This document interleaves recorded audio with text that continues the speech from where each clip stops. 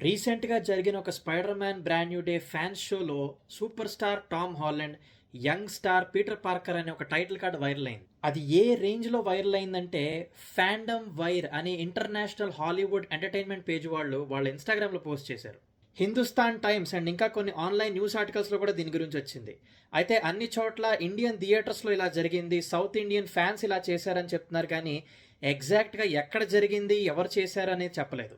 ఆ టైటిల్ కార్డ్‌ని హైదరాబాద్‌లో సాయిరంగా 70mm థియేటర్‌లో జరిగిన 'spider man brand new day' fans షోకి ముందు వేశారు.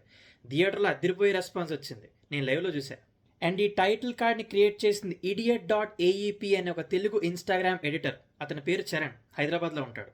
తన ఫేవరెట్ యాక్టర్ టామ్ హాలండ్, తన ఫేవరెట్ మార్వెల్ క్యారెక్టర్ స్పైడర్ మ్యాన్‌కి టాలీవుడ్ స్టైల్‌లో మాస్ హీరో ట్రీట్మెంట్ ఇద్దామనే అభిమానంతో ఈ టైటిల్ కార్డ్ చేశాడు.